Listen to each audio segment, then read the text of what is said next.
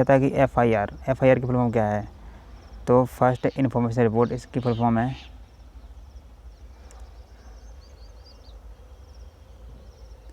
चल देखते हैं नेक्स्ट है। नेक्स्ट आ रहा है निम्नलिखित में से किस बात में उच्च न्यायालय ने यह निर्णय दिया कि दंड प्रक्रिया संहिता की धारा 125 सभी पर लागू होती है, चाहे वह किसी धर्म का अनुयायी हो? तो यह ए मोहम्मद अहमद खान बनाम शहबानो बेगम। अब देखते हैं 41 है। दंड प्रक्रिया संहिता 1993 के अंतर्गत बलात्कार की पीड़िता द्वारा बलात्कार की सूचना देने पर कौन लेखबद्ध करेगा? दंड प्रक्रिया संहिता 1973 के अंतर्गत बलात्कार की पीड़िता द्वारा बलात्कार की सूचना देने पर कौन लेखबद्ध करेगा? तो ये करेगा महिला पुलिस अधिकारी या कोई महिला अधिकारी। तो उस महिला इसको लेखबद्ध करेगी। इसको पुलिस वाला नहीं कर सकता इसको लेखबद्ध। नेक्स्ट है विधि विरुद्ध जमाव को तितर-बितर करने का समावेश कौन करता है? विधि विरुद्ध जमाव को तितर-बितर करने का समावेश कौन करता है? तो ये करता है कार्यालय मजिस्ट्रेट और न्यायिक मजिस्ट्रेट।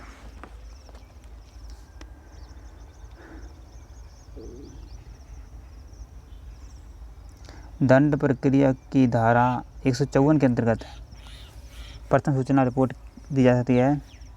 तो ये केवल संज्ञा अपराध के संबंध में। 92 है अग्रिम जमानत के लिए आवेदन किया जा सकता है। तो ये किया जा सकता है मुख्य न्याय बी और सी है उच्च न्यायालय के सक्षम, सत्र न्यायालय के सक्षम।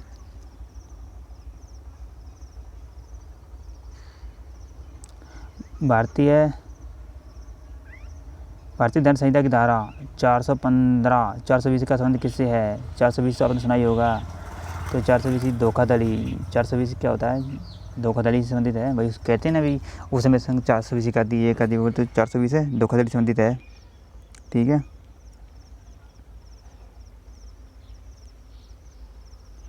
भारतीय दंड संहिता की धारा 370 के विषय में है। ये भारतीय दंड संहिता की धारा 370 है, वह किस विषय में है? तो यह है अप्राकृतिक अपराध। निम्न से किस केस में अस्वस्थ मन का बचाव के रूप में होने का सिद्धांत प्रस्तुत किया गया है? तो ये किया गया है मैकनॉटन केस।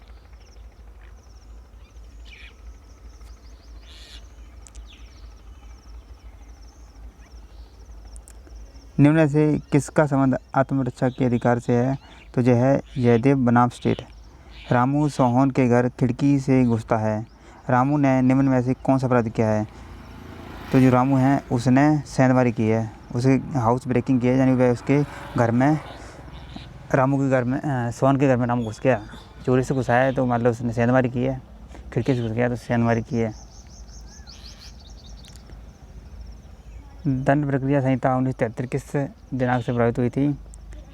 ये बहुत इंपॉर्टेंट है। तो ये हुई थी 1 अप्रैल 1974 से। 73-74 है, इसकी सिंपल याद हो जाएगा करने में, ये 73-74 है। निम्न में से किसको गिरफ्तार होने से बचने की दिशा में पुलिस को मृत्यु कारित करने तक का अधिकार प्राप्त है? तो यह है तो यह है सी, यानी इसका जो आंसर आएगा वो आएगा मृत्यु से दंडनीय अपराध की दिशा में, आजीवन कारावास से दंडनीय अपराध की दिशा में। देखते हैं नेक्स्ट है जमानती अपराध कौन से हैं? तो जमानती अपराध हैं, इसका भाई किधर गया, इसका बताएंगे, छोड़ो इसको। नेक्स्ट है भारतीय दंड संहिता की धारा 405-409 किससे संबंधित है? तो यह है अपराधी विश्वास भंग से। भारतीय दंड संहिता की धारा 307 का संबंध निम्न से किससे है? ये लो 307। तो 307 है, यह है हत्या का प्रयास। 307 अगर आप किसी की हत्या करने की कोशिश करते हैं, ठीक है, तो आप पर भी भाई सज़ा हो सकती है आपको भी, ठीक है। 307 हत्या संबंधित है, प्रयास है सिर्फ, हत्या नहीं, हत्या करने का नहीं, हत्या करने की प्रयास है, हत्या का नहीं। छल की सज़ा का संबंध निम्न से आईपीसी की किस धारा में है? छल, तो छल ये है 417, 420 ये सभी धोखाधड़ी संबंधित ही हैं। ये छल है और वो ये धोखाधड़ी 420। आईपीसी की धारा 320 में है गहरी चोट, घोर अपहित में कितने प्रकार की चोटों को शामिल किया जाता है? यदि आपने गहरी चोट मार दी किसी को तो उसमें 8 अपराधों को शामिल किया जाता है।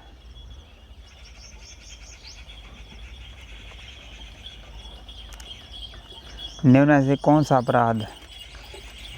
अपराध है जिसकी तैयारी आईपीसी में दंडनीय है? तो यह है भारत सरकार के विरुद्ध युद्ध छेड़ना। नेक्स्ट है आईपीसी की किस धारा में विधि विरुद्ध जवाब को प्रवेश किया गया है? तो ये किया गया है 141 में। आत्महत्या, हाँ जी एक मिनट, आत्महत्या करने के लिए दुष्प्रेरण की सज़ा का प्रावधान आईपीसी की किस धारा में किया गया है? तो यह किया गया है 306 में। आत्महत्या करने के लिए दुष्प्रेरण की सज़ा का प्रावधान, और आत्महत्या करने की कोशिश सोचता है, ठीक है, तो उसको भी सज़ा हो सकती है भाई 306 के अंतर्गत। एक बर्दारजन बनाम टेस्ट का स्टेट का संबंध निम्न से किससे है? तो यह है 363, ये इम्पोर्टेंट नहीं है।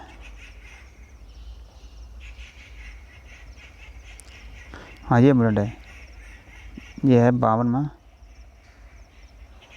महिला की लज्जा भंग करने संबंधी हमला दंडनीय है, तो ये भारतीय संहिता में है। महिला की लज्जा भंग की जाती है तो भी इसका भी आपको सजा हो सकती है। भारतीय दंड संहिता की किस धारा में दंगा परिभाषित किया गया है? दंगे को परिभाषित किया गया है 159 में।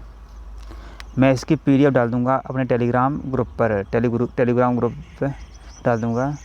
टेलीग्राम का जो नाम है वह है स्टडी 92 विद संजू मेरा टेलीग्राम का नाम है, तो उसको आप सर्च कर लीजिए, पीडीएफ वहाँ पे डाल दूँगा, ठीक है। प्राइवेट प्रतिरक्षा का अधिकार किस संबंधित है? प्राइवेट प्रतिरक्षा का संबंध है शरीर व संपत्ति दोनों से। भैया अपने शरीर और संपत्ति की रक्षा कर सकते हैं। निम्न में से कौन सी भारतीय दंड संहिता की धारा भारतीय संविधान की धारा 14 व 21 के अधीन असंवैधानिक करार दी गई है? तो यह है 303। भारतीय दंड संहिता की धारा 376 नीचे दिए गए विकल्प में से किस संबंधित है? ये बहुत खतरनाक भाई, तो ये है भाई बलात्कार, ठीक है। इसमें बताइए क्या, इसमें तो भारतीय संहिता की धारा 376 बलात्कार के लिए दंड से संबंधित है। धारा 375 में बाल संज्ञा की 7 प्रविष्टियों को बताया गया है, जिसमें बाल संज्ञा के अपराध का गठन किया गया है। यदि बलात्कार का मामला आता है तो उसमें आपको सज़ा हो सकती है भाई, और सज़ा बहुत कठिन होती है, दंडनीय बहुत ज़्यादा होती है, ठीक है। कई साल सज़ा होती है इसमें बलात्कार में। और एक बात ये भी, यदि आप तुम्हारी पत्नी भी है, यदि आप उसके साथ भी ज़बरदस्ती से संभोग करते हैं तो भी आपको सज़ा हो सकती है, ठीक है। भारतीय दंड संहिता की किस धारा में आपराधिक षड्यंत्र को परिभाषित किया गया है? तो यह किया गया है धारा 120 के में। भारतीय दंड संहिता की धारा 304 बी के अंतर्गत दहेज मौत के लिए जिम्मेदार व्यक्ति को न्यूनतम कितने वर्ष की सजा जाती है? यदि दहेज के लिए किसी औरत को मार दिया जाता है तो उसे 7 वर्ष के लिए सजा दी जाती है। तो दहेज कभी नहीं लेना चाहिए, ठीक है। राष्ट्रीय, ये भी छोड़ो, ये देखते हैं। भारतीय दंड संहिता का कौन सा अध्याय वातावरण को स्वास्थ्य के लिए हानिकारक बनाने के अपराधों से संबंधित है? यानी वातावरण को, तो यह है डी।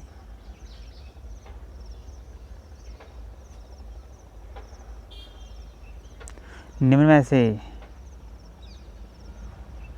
से भारतीय दंड संहिता की कौन सी धारा दंगा को परिभाषित करती है? दंगा को करती है 159, ठीक है। दंगा को भारतीय दंड संहिता की धारा 159 में परिभाषित किया गया है, जबकि धारा 160 में दंगा के लिए दंड धारा 160 को हो चुका है, 160 खत्म हो चुका है, धारा 100